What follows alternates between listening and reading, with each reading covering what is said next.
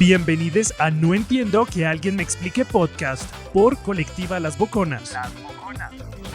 Un espacio donde cultivamos comunidad intergeneracional con ayuda mutua, crianza libre y chisme sanador. Celebramos el gozo y el descanso como pilares de nuestra vida. Únete a nuestras conversaciones auténticas, historias inspiradoras y momentos de conexión profunda. Este es un espacio para crecer, compartir y disfrutar en comunidad. No entiendo que alguien me explique podcast por Colectiva Las Boconas.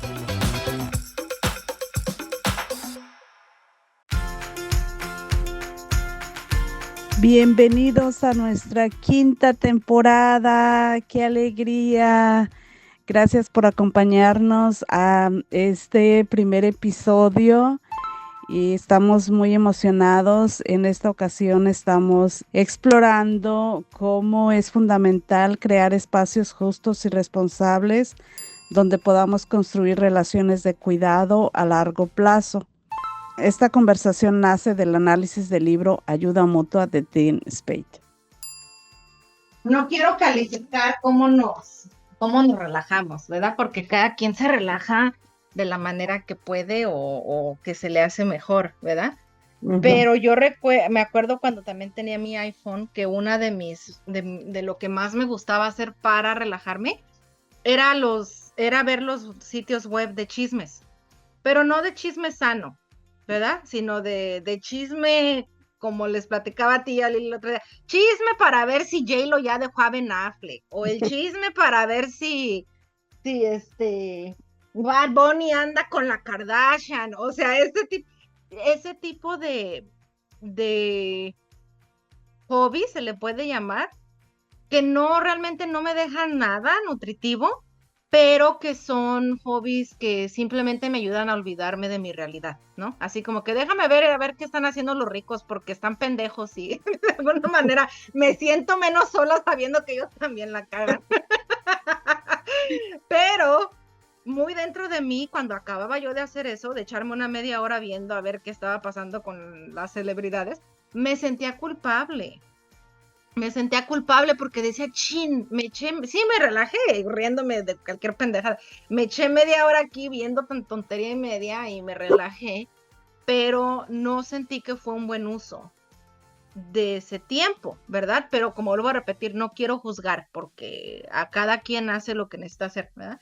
Pero entonces me puse a pensar y digo, bueno, no sé, ¿hay alguna manera de pensar en diferentes maneras de relajarse? Que no está mal, de vez en cuando hacer cosas que tú crees que son malas, ¿verdad? Porque, digo, igual no es malo andar viendo los chismes, total, no pasa nada.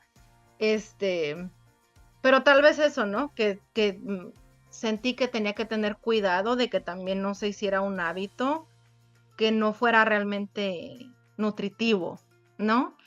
No sé si me explico, porque no quiero juzgar, pero siento que sí hay una diferencia en diferentes maneras de relajarse, unas más sanas que otras, ¿no?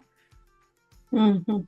Sí, y esto me hace pensar, Fanny, no sé, está complicado, no sé si el relajarte, y ya vamos a filosofar aquí también, sí, porque creemos que no estamos haciendo nada, no sé.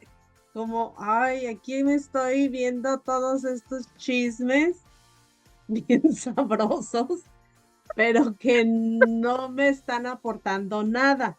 No soy productiva. Entonces no estoy produciendo, no estoy haciendo nada, porque también el descansar entra culpabilidad de sentirnos mal por no hacer nada. No sé, ahí me confundí ya también un poquito. Sí, porque por ejemplo, si yo me estoy relajando leyendo un libro, digo, pero estoy leyendo, estoy aprendiendo. O si estoy relajándome haciendo un rompecabezas, bueno, estoy trabajando mi cerebro o sea, se siente uno bien porque dices, estoy relajándome haciendo algo productivo, algo, ¿no? Que la demás gente lo va a ver como algo bueno. Sí. Pero yo le digo a la gente que ando viendo a ver si Bad Bunny regresó con la Kardashian, van a decir, no está haciendo nada. No está haciendo nada bueno. Sí. Está complicado eso. Ay, No Sí. sé, o sea, lo que te digo, no sé cómo verlo si no, porque sí es bueno de repente hacer cosas que, total, ¿no? O sea, no tienes que producir hasta cuando descansas. Es lo mismo que yo les iba a platicar también acerca de eso, de que nos divierte, ¿verdad? Por ejemplo, el simple hecho de ver memes, ¿no? Nos divierte y nos podemos sentar media hora, 40 minutos, una hora ahí sentadas viendo memes y te divierte porque estás risa y risa. Sí. Pero volvemos a lo mismo de que tiempo después ya empiezas a sentir culpa porque dices, chingado, ya fueron 40 minutos y ¿qué hice? No, estoy risa aquí con esto y no logré hacer lo que tenía yo que hacer. Ahí es donde entra la culpa. ¿Cómo manejaríamos la culpa en esa etapa? ¿Lo tomamos como que me divertí, me relajé un rato? No pasa nada, sigo adelante, o cómo lo podríamos manejar. ¿Y de dónde viene la culpa también? Exacto. ¿Por qué sentimos esa culpa? O será porque yo he estado pensando, ¿no? Porque yo soy una de las personas que de repente, cuando empiezo a sentir culpa, no solamente la culpa, sino la culpa contrae otras cosas, ¿no? Cuando uno empieza a sentir culpa, tu corazón se va afligiendo y y empiezas a sentir culpa, como que de ahí contrae la tristeza, ahí trae otra cosa, ahí trae otra cosa. Y cuando uno menos se da cuenta, uno ya está envuelta en una bola de sentimientos que uno dice, pues no que lo estaba yo disfrutando, ¿no? Sino ya me trajo esto, me trajo lo otro, y uno pierde la paz. No sé si les ha pasado a ustedes. Sí, Seguro. sí. Y a veces yo me pongo a pensar y yo digo, ¿será que eso se me fue inculcado desde muy pequeña, uno dice, no, desde el nacimiento, y ahora lo vengo a traer como que a que salga a flote, o qué onda? Y eso me acordaba yo de mi mamá cuando estaba yo muy pequeña. Mi mamá siempre se la pasaba en tristeza, y me acuerdo de las canciones viejitas que se cantaban mucho en aquellos tiempos, y mi mamá siempre cantaba sus canciones, pero con unos sentimientos, y digo yo, ¿será que se aprende también cuando uno se siente de repente afligido, con tristeza, o yo no sé cómo? ¿Será que eso también se puede aprender? ¿La Pues culpa y la tristeza y eso? Ajá. Yo meditaba en eso unos días atrás y digo, ¿será que eso se aprende también? Porque en sí no es que tenga yo grandes problemas, ¿no? O grandes cosas, ¿no? Que por la cual tenga yo que estar en tristeza, o yo qué sé, ¿no? Sino que el simple hecho de no haber aprovechado un poquito mi tiempo sabiamente, con eso es suficiente para que me traiga tanta tristeza o tanta aflicción. Digo yo, ¿por qué? Y yo me acordaba que mi mamá era así también, por eso digo, ¿será que lo aprendí de mi mamá? Mira, si aprendemos a no descansar, porque vemos eso que se replica constantemente en casa, que siempre vimos a nuestros papás o a las personas mayores siempre trabajando, y que decíamos que descansar al panteón, y trabajamos y trabajamos y trabajamos. Pues eso también nosotros, eso lo aprendimos y lo replicamos, de que no queremos descansar, de que no vimos a nuestras mamás enfermas. Por ejemplo, en mi caso, yo no recuerdo haber visto a mi mamá enferma, que no creo que no haya estado enferma, pero tuvo 9 hijos, y yo creo que el tomarse un día de enfermedad, pues era un privilegio, y quién le podía ayudar. Y yo pienso que la felicidad y la alegría, pues son hábitos también que nosotros vamos desarrollando, ¿no? No sé qué piensan. Sí, no, yo de acuerdo con ustedes. Y así como se aprende como dijiste tú ahorita, Mari, que aprendemos a tener culpa, a la vergüenza, todas esas ideas de que tenemos que ser productivos hasta cuando descansamos. Estas son unas ideas que aprendimos de nuestra comunidad, de la sociedad, ¿no? Vivimos en un continente donde es más aquí en Estados Unidos, ¿no? Pero incluso en México, ¿no? Yo recuerdo haber visto, aunque en México menos que aquí, ¿no? En México recuerdo que yo sí llegué a ver a mis tíos relajándose, disfrutando, echando fiesta, ¿no? Chismeando, nada más sentados afuera de la calle, ahí platicando, que gente de acá de Estados Unidos a los vería y dijera, mira, pinches huevones, ahí están sentados nada más los fines de semana haciendo esto y el otro. Pero, o sea, porque acá estamos con la idea, ¿no? De Mari, como dijiste tú, que hasta cuando estamos descansando hay que ser productivos, hay que asegúrate que estés viendo, si estás viendo tele, que sea un documental donde estás aprendiendo, no estés viendo novelas que ni al caso, ¿no? Entonces, pero es importante entender que, por ejemplo, aquí en Estados Unidos, como estamos diciendo, ya lo vemos nosotros muy con esta idea de que si yo veo a alguien descansar, hasta cierto como envidia, ¿no? De decir, ¿cómo es que ellos tienen el tiempo para descansar y yo no? ¿No? O sea, ¿por qué ellos sí pueden darse el tiempo y yo no? Acá yo chingándome, trabajando 2 trabajos, sí. Este, am, pero sí esa culpa yo también la he llegado a ver mucho en mujeres de mi familia, ¿no? El querer descansar y sentir culpa por echarte una media hora sentada, 1 hora sentada sin hacer nada.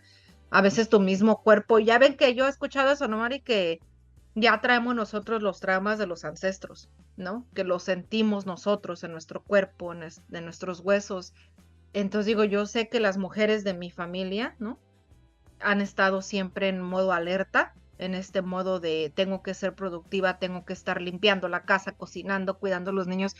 Y si no estoy haciendo algo, regresando al principio, si no estoy haciendo algo, siento ansiedad, siento estrés, siento culpa, ¿no? Entonces yo siento que ahora yo, aunque yo estoy siendo más intencional en descansar, sin culpa, siento que mi cuerpo recuerda, mi DNA recuerda todo ese miedo, esa ansiedad que las mujeres de mi familia han sentido cuando han querido descansar y se dan el permiso de descansar, pero después se sienten culpables, ¿no?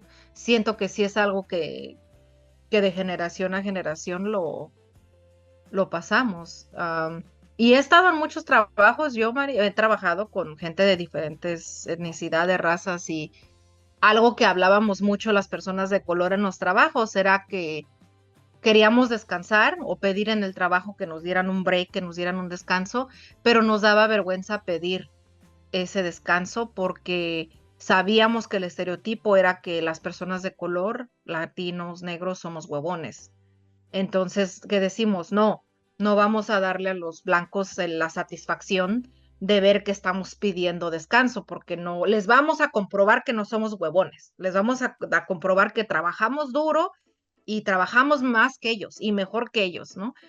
Cuando la verdad recuerdo haber visto a varias personas blancas en el trabajo que hacían mínimo o nada y nadie los juzgaba, ¿no?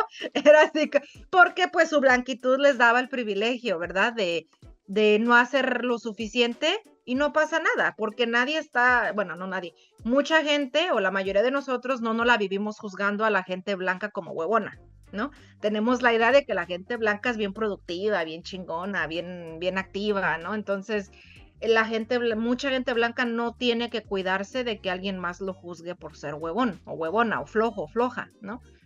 Nosotros como gente de color ya traemos también ese miedo al estereotipo de que si no hacemos lo suficiente, pues somos huevones, ¿no? Ya venimos con ese miedo. Entonces, conecto con eso, ¿no, Mari? De que cuando descansamos, pues no queremos que se nos vea como que estamos perdiendo el tiempo. Y me pregunto, ahorita que mencionas esto, Fanny, si esto, y yo creo que sí, de la pregunta no vale, pero la voy a hacer. Si esto viene desde el colonialismo, cómo fuimos colonizados, ¿no? Que necesitábamos ser bien productivos para no recibir castigo o para ser vistos, ¿no? Personas de color. Ser vistos y no ser castigados y ser a lo mejor premiados por algo o alguien. Seguro, Mari, 100%. Digo, pues los esclavos, ¿no? ¿Cómo es que podían evitar que se les dieran latigazos o, como dijiste tú, el castigo, ¿no? Era trabajar de mañana a noche, con poca comida, con poco descanso, para que los dueños de la plantación no se molestaran y no les pegaran. Sí, Entonces piensas tú y dices, chin, ¿hasta qué momento nosotros mismos replicamos el sistema de esclavitud en la casa y en el trabajo? Y en la escuela, porque en la escuela se hace lo mismo con los niños, ¿no? Los niños desde las 8 de la mañana hasta las 3 de la tarde, todo el santo día tienen que estar productivos, más que su hora de recreo, que es que media hora, una hora por lo mucho, pero sí, fuera de eso tienen que estar todo el día activos, todo el día, ¿no? Y a lo mejor ya no damos latigazos, ya no te doy latigazos o a mí sí, ¿no? Pero de otra manera damos latigazos verbalmente, damos sí, latigazos por medio del castigo, ¿no? Si no haces, si no eres productivo y si no veo excelencia en ti, de alguna manera te voy a castigar, ¿no? Entonces nosotros mismos, tal vez a un nivel más, menos extremo, pero todavía, Mari, replicamos ese sistema capital, colonizador de la esclavitud. Eso una vez escuché yo se llama Yolanda Williams, una mujer negra que habla mucho de la crianza consciente. Ahí me cayó el 20 cuando la escuché diciendo que cuando nosotros le usamos manipulación para controlar a nuestros hijos, para que hagan lo que quieramos, ¿no? Cuando les gritamos, les pegamos o los chantajeamos para que hagan lo que quieramos, que estamos tratándolos como esclavos y nosotros estamos actuando como los dueños de la plantación. Y dice Yolanda, nuestras casas no son plantaciones. Nosotros no somos los masters, nuestros hijos no son esclavos, ¿no? Entonces necesitamos ser conscientes de cómo inconscientemente seguimos replicando esos sistemas coloniales. Y me quedé con la boca abierta. ¿por qué no? Dije, no. Sí, y no quiero justificar lo que estás diciendo, pero simplemente es que no hemos aprendido otra manera, Fanny. Oh, claro, así fuimos, Como, claro. somos oprimidos, pero cuando tenemos la oportunidad, o sea, fuimos oprimidos de niños, voy a poner ejemplo en la familia, fuimos oprimidos de niños, pero cuando nos volvemos mamá y papá, somos los opresores. Ujú. Y nosotros venimos de ese espacio donde decimos, no queremos replicar conscientemente, no queremos replicar cómo fuimos tratados de niños y queremos ser diferentes, pero lo volvemos a hacer sin darnos cuenta. Replicamos. Ujú. Yo algo que me recuerdo que decía, yo no voy a hacer esto que mis papás hacen conmigo, que me hablan de esta manera, bien autoritaria. Y por eso de ahí viene el que no me gusta eso.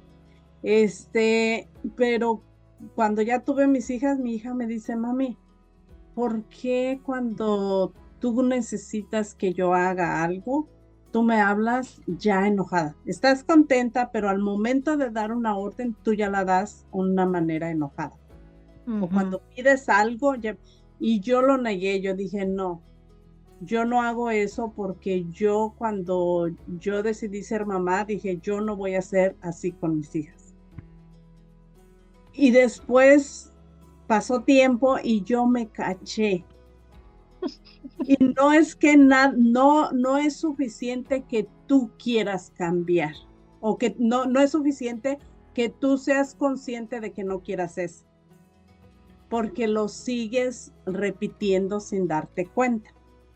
Entonces ya hasta que alguien más está ahí para decirte, hey, checa, ¿cómo estás? Y entonces, y tú ya sabes que quieres hacer el cambio, entonces cuando empiezas. Y no va a pasar de la noche a la mañana. Es Pesado. que son patrones, Mari, ¿no? Son patrones que hemos visto, como dijiste tú, desde chiquitos y, o sea, tienes que ¿cómo se dice? Reentrenar tantas Sí, cosas en tu cuerpo, en tu mente, para poder, desaprender, para poder desaprender esos hábitos controladores, esos hábitos, agresivos de alguna manera, ¿no?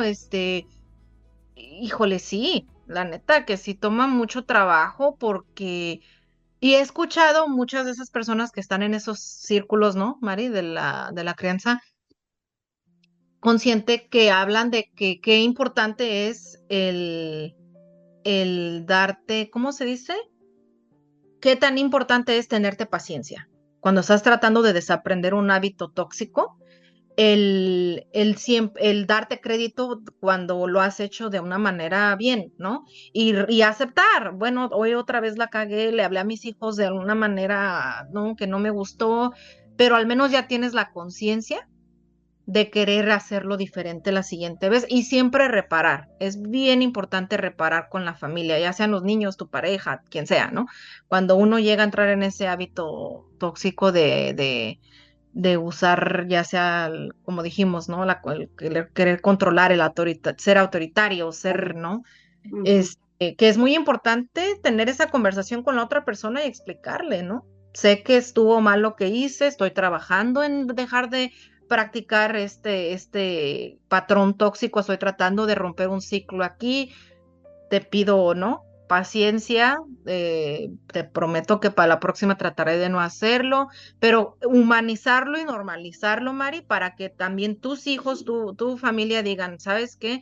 Pues mi mamá no es robot, Sí. mi mamá es una humana y la va a regar y pues sí, ¿no? Nada más es reparar el daño que se hizo y tratar de hacer lo mejor que se puede la siguiente vez.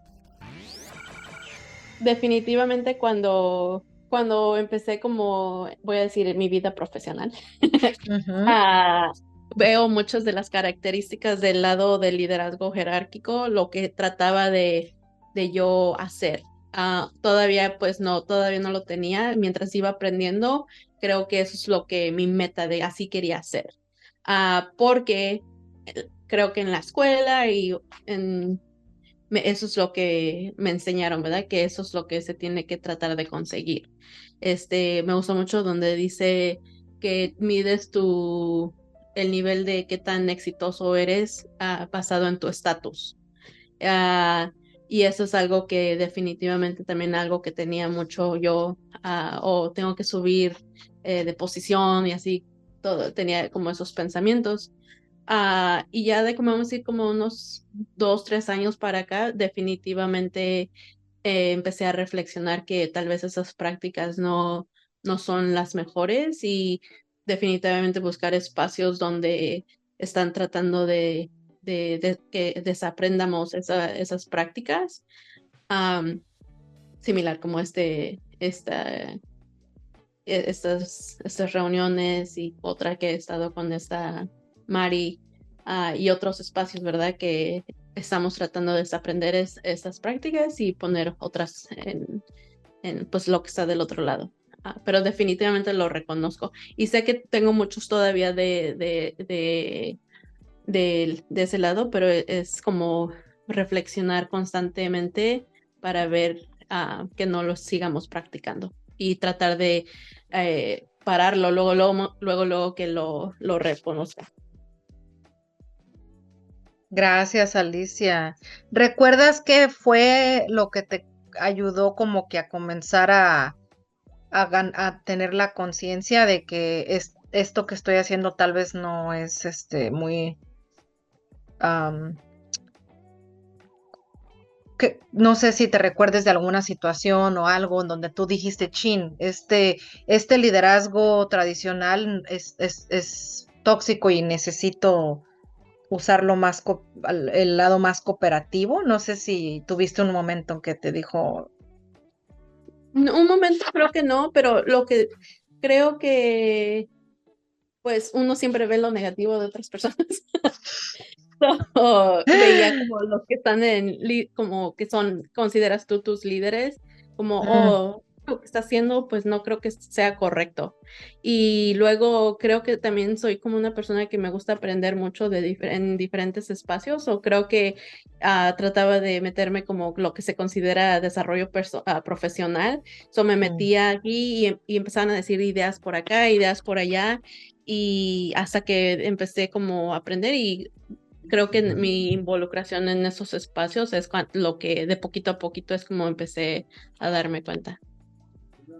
Gracias, Alicia, gracias. Eso ayuda, sí, a mí me ha pasado lo mismo, que veo cosas que también alguien está haciendo y digo, eso no se siente bien. Y luego digo, chin, pero yo también lo hago de alguna manera, ¿no? Entonces ayuda a reflexionar, ¿no? Usar como un espejo para a- hacer una autoevaluación, ¿no? También de cómo nosotros, aunque sea inconscientemente, a veces también replicamos mucho de lo que vemos de gente en posiciones de liderazgo que no nos hacen sentir bien, ¿no? Ujú. Y Qué interesante. ahorita leyendo esta hojita, si puedes subir, Fanny, un Sí. poquito, quiero recordarme qué pasó aquí, apoya el crecimiento, quieres saber. Sí, yo creo que y eso lo acabo de experimentar. Mm, Dije, creo que esto no es bueno, no he aprendido mucho de Dean Spade, perdón. Que me regresó eso y aquí dice que compartir y escuchar y que estás abierto y que diferentes tipos de opiniones. Y yo me di cuenta que, ay, no, yo me frustré un momento y no sé si Alicia se dio cuenta que estuve dando un tema el miércoles pasado y me salió lo de lo jerárquico ahí, la verdad. Me sentí mal después de haber pasado esa, hasta sentía vergüenza también después, que sí me sentí un poquito de esa manera. Y ahorita leyendo esta lista, y vuelvo otra vez, dije, chin, necesito seguir trabajando otra vez. Necesito trabajar más, perdón, para ir desaprendiendo todo esto mm. y ser más, pues, más empáticas y saber que hay diferentes opiniones Mm. y que no todos somos perfectos, como yo. Como tú.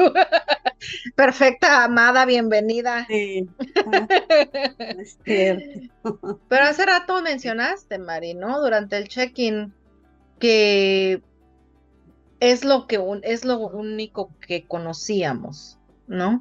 El liderazgo jerárquico es lo que la mayoría de nosotros conoce o creció viendo, ¿no? El liderazgo jerárquico en la casa, el liderazgo jerárquico en la escuela, y después el liderazgo jerárquico en el trabajo. O sea, es lo que ya tú, a veces uno ni lo cuestiona, ¿no? Lo tomas como, decíamos, el status quo, lo tomas como algo que está por dado, ¿no? Es lo que se espera y es realmente cuando ves algo, experimentas algo diferente, algo que se siente bien, que dices tú, oye, ya no quiero el liderazgo. O, lo que quiero decir es que una vez que si uno tiene la suerte de encontrarse en un espacio donde experimentas el liderazgo justo, el liderazgo responsable, y te sientes bien y te gusta, ¿no? El ver ese liderazgo responsable y lo comparas con el liderazgo jerárquico del que has estado viviendo, ya no quieres regresar al liderazgo jerárquico, Sí. ¿no? Porque dices tú, híjole, no, a mí me gusta que estar con un ser o estar, ¿no? Trabajando con un líder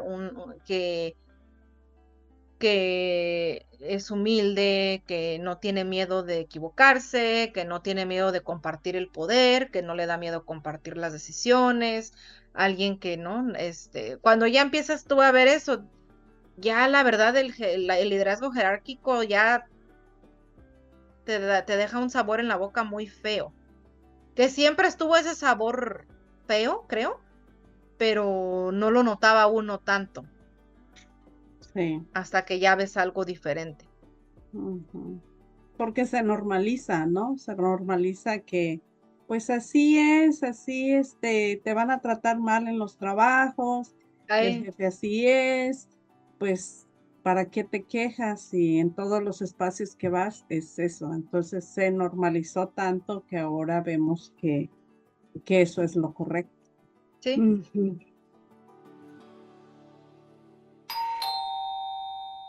Recuerda seguirnos en Facebook e Instagram como Colectiva Las Boconas. Las Boconas. ¿Cuántas veces no hemos dicho, ay, no, pues es que en ese trabajo son canijos, pero no me tratan tan mal como en el otro, entonces, pues, Sí. ¿no? Al menos no son tan canijos, entonces aquí Ujú. me aguanto porque, pues, Sí. a veces hasta sin querer, pues, justificamos el liderazgo jerárquico. Igual, no, hemos visto eso mucho cuando decimos es que en ningún lado voy a encontrar un liderazgo justo. No encuentro ese lugar, ¿no? ¿Cuántas de nosotras no hemos dicho eso? Es que estoy buscando trabajo, pero en todos lados es lo mismo, chin, o sea, sueño con encontrar un espacio donde el liderazgo es justo. Y he escuchado muchas de nosotras que hemos dicho es que no encuentro dónde están esos lugares, Sí. ¿no? Me recuerdo una vez hablando con Lili,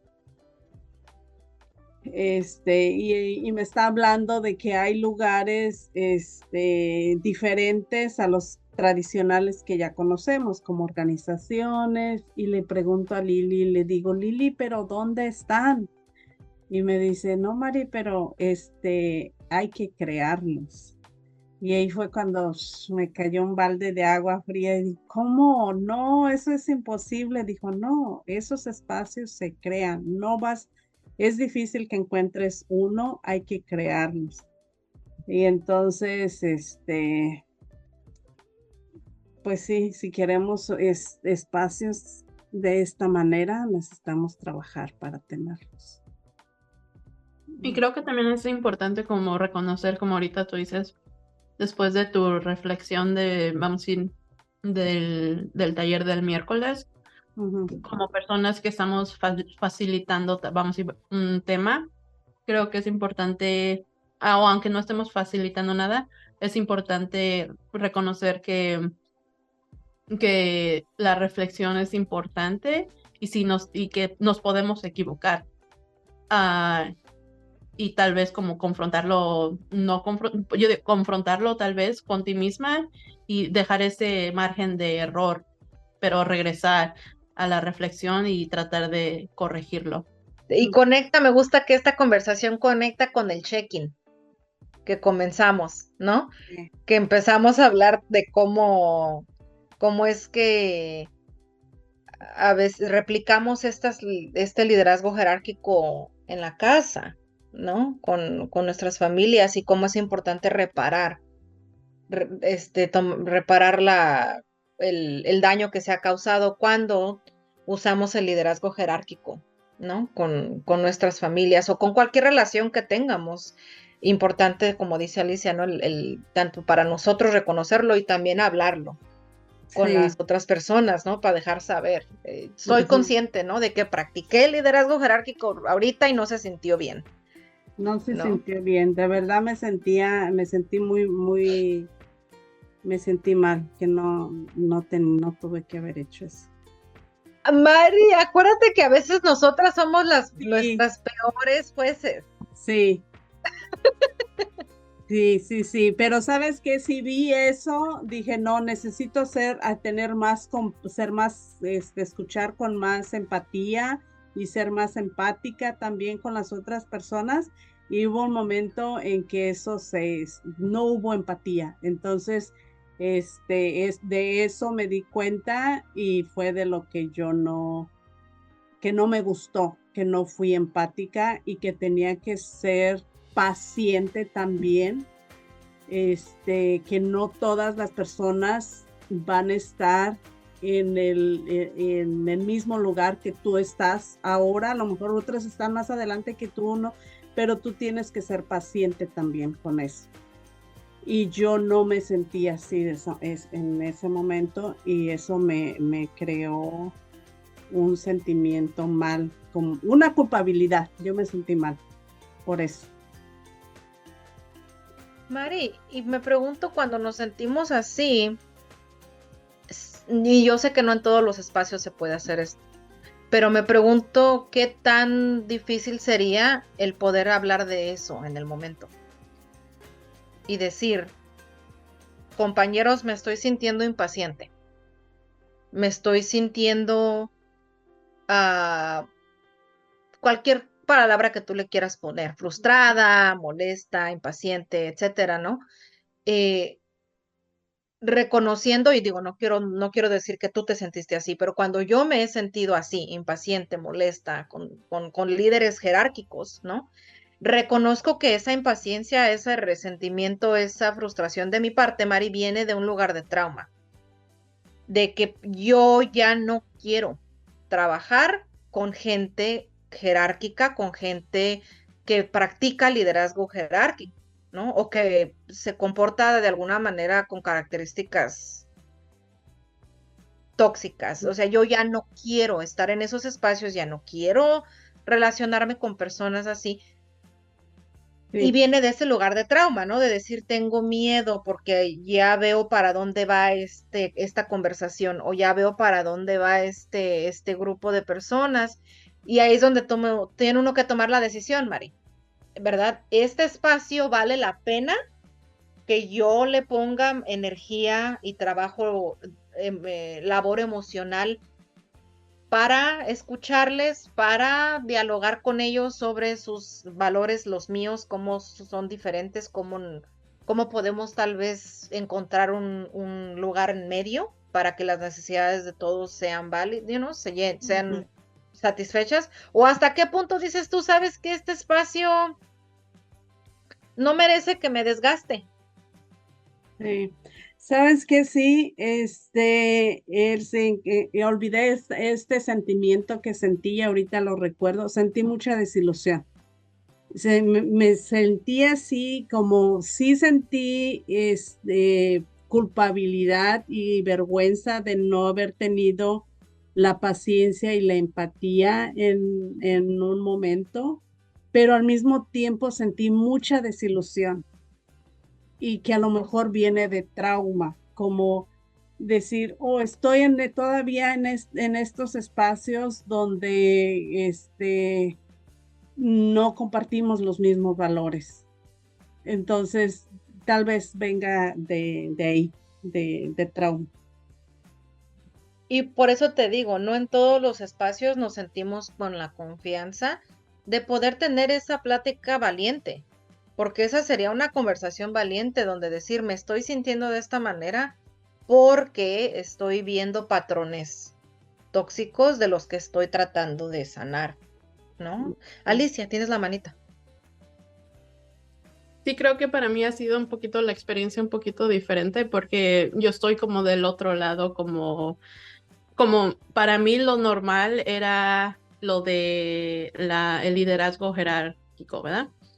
So, cuando hice como esa transición de que no, eso no es correcto, me tengo que, involucrar en otros tipos de espacio, para mí desaprender y como ser paciente y tener como en cierta forma empatía a las situaciones de otras personas, y más como estoy hablando como de aprendizaje, porque yo estoy tan acostumbrada a que así son las cosas, ¿verdad? Que hablas cuando te toca y eso.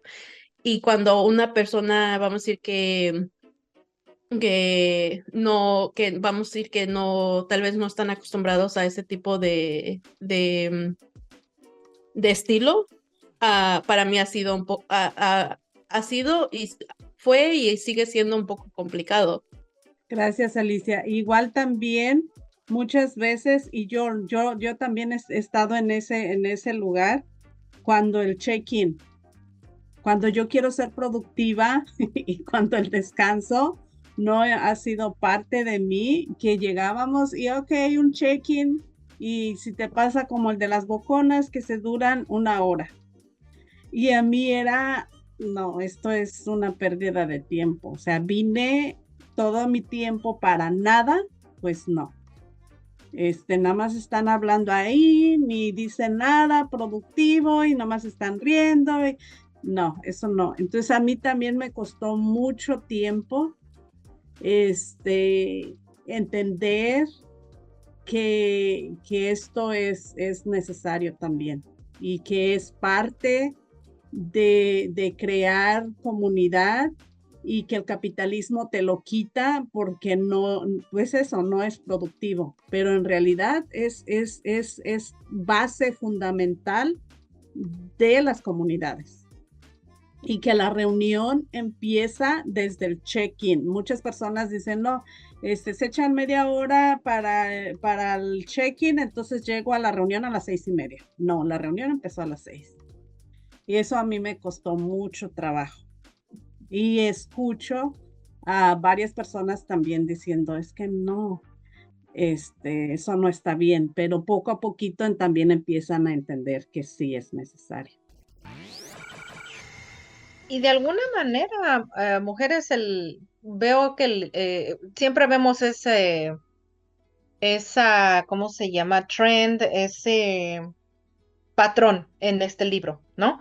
Que la mayoría de los problemas que vemos, muchos de ellos tienen como base las carreras, ¿no? El capitalismo, el que una de las razones por las que el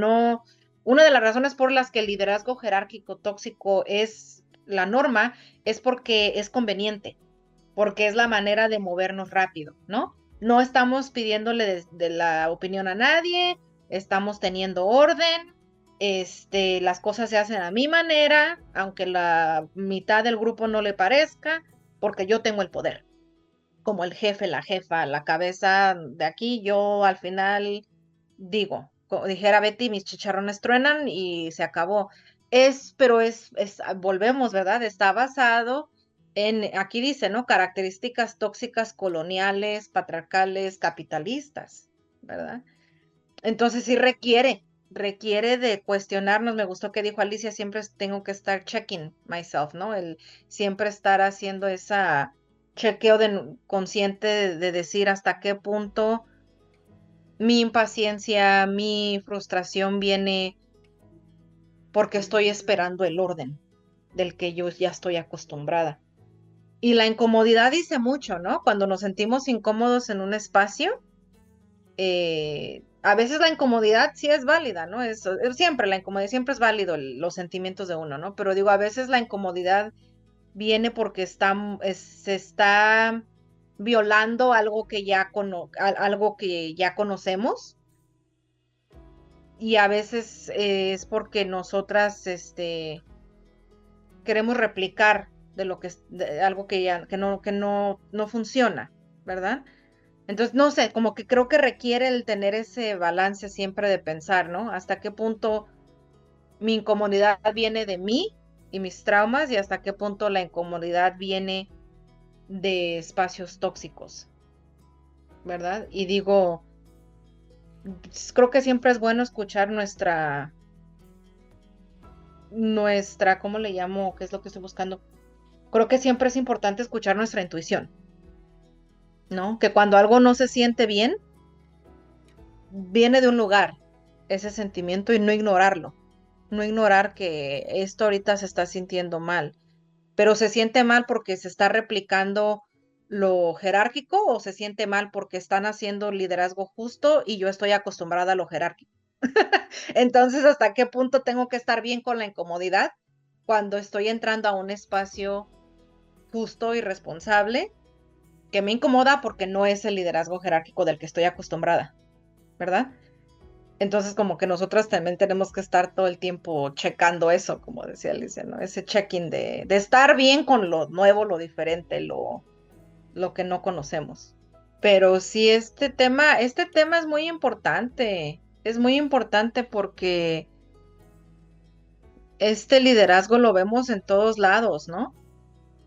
Es realmente el tipo de liderazgo que toca muchas facetas de nuestra vida, no nada más es el trabajo. Alicia, pásale. Estaba hablando con una compañera del trabajo y trabajo en una organización sin fines de lucro también, y muchos de de estas prácticas que estamos hablando tóxicas, pues obviamente se pueden ver. Y una de las cosas que estoy como struggling para entender y tratar de, no de entender, sino de trabajar o poder, como me imagino que hay mucho trauma en la organización y el resultado de ese trauma creo que has dejado a mis compañeras como um, disengaged, no sé cómo se dice en español. Um, Desconectadas, ¿no? Desconectadas, sí. Y, y no sé, como me da un poco de tristeza, pero también digo, ¿cómo es que yo puedo, aunque no soy en un rol de liderazgo, cómo es que puedo tratar de conectar con ellas para que pues tal vez no se sientan así? Siento un tipo de responsabilidad, pero no sé cómo hacerlo. Nomás quería compartir eso. Gracias, Alicia. ¿Cómo estás tratando de ver cómo puedes tú estar en solidaridad con ellas? Sí, porque creo que ha llegado un punto donde no, o sea, no opinan lo que están pensando. No, están totalmente desconectadas. Y digo, pues, y estoy tratando de romper no ese ciclo, pero tratar como de mencionar, pues si ustedes no dicen nada o no opinan, no va a pasar lo que quieren que pase, ¿verdad? Pero también reconozco que no están participando por el mismo trauma que han experimentado. Mm, sí, es Me, re- pesado. me Se siente uno recuerda, como, ¿cómo le llaman? Te sientes atrapado. me recuerda un poquito en espacios que yo he estado, Alicia, y que pues esa era la cultura, ¿no?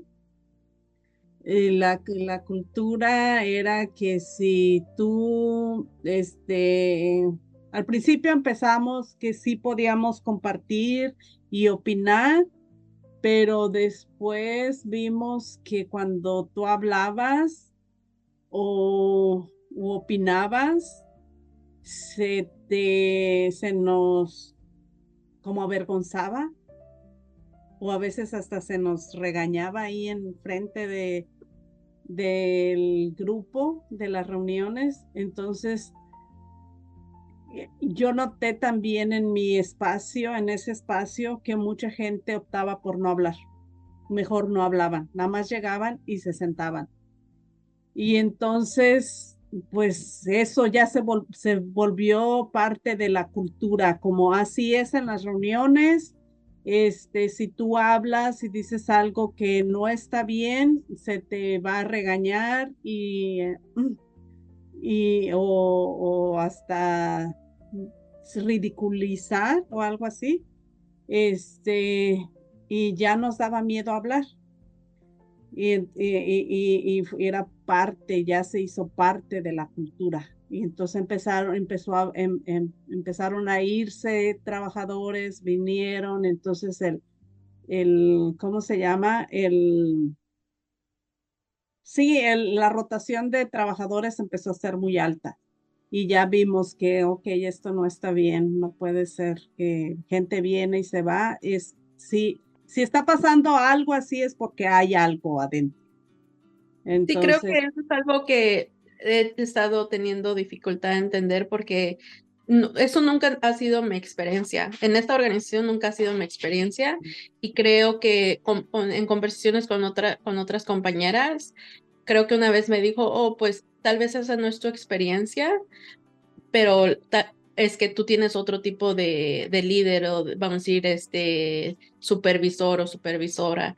Pero digo, es que yo no lo veo, pero no al punto donde no puedo opinar o no puedo decir lo que como que me van a regañar o algo así.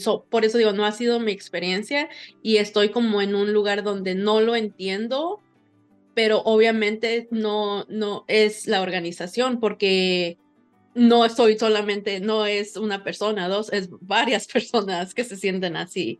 Pero por eso digo que todavía estoy bien, Todavía me pertenezco del otro lado.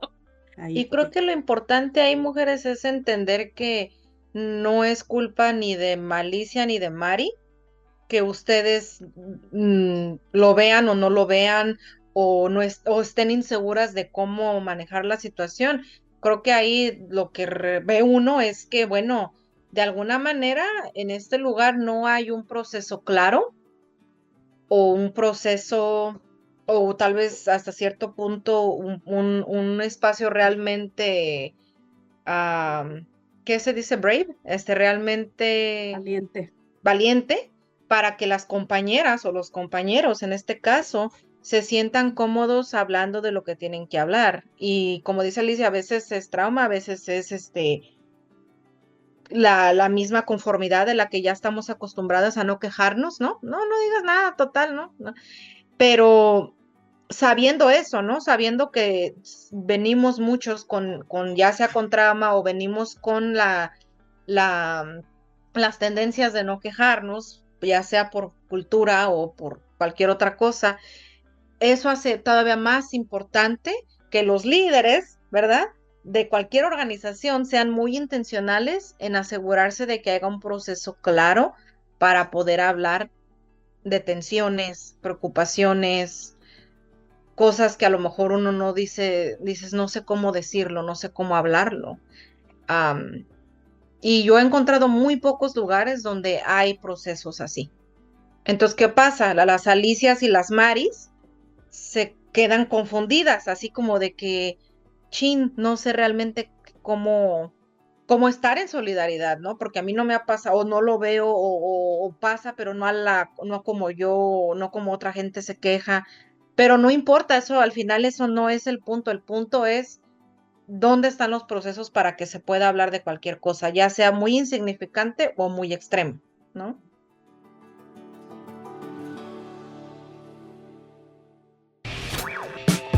No entiendo que alguien me explique podcast por Colectiva Las Boconas.